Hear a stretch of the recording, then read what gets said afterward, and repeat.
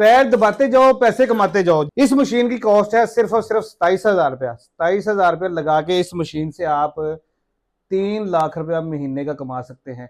कैसे कमा सकते हैं मैं आपको बताता हूँ। ये बिजनेस है जी इस फोम का, जिसको स्कॉच ब्राइट कहा जाता है। ठीक है, आप देख सकते हैं इससे बर्तन जो है ना वॉश किए जाते हैं। घर के छोटे से कमरे के अंदर ये बिजनेस किया जा सकता है। ये सेटअप आप देख सकते हैं, घर का छोटा सा कमरा है, 10-12 फीट आपको इसके लिए जगह चाहिए, और आपको चाहिए सिर्फ 27,000 रुपया इस मशीन के लिए, और 20-25-30,000 रुपया आपको ये वाला मटेरियल परचेज करने के लिए।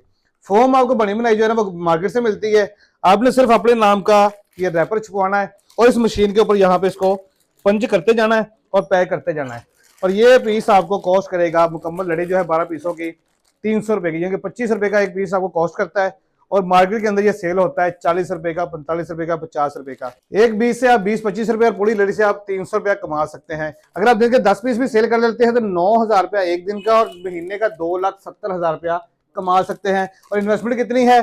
27,000 और आपका मटेरियल। अगर आप ये बिजनेस करना चाहते हैं तो अभी रब्ता करें 0321 111 6561 पर रब्ता करें और आज ही अपना जाती कारोबार शुरू करें।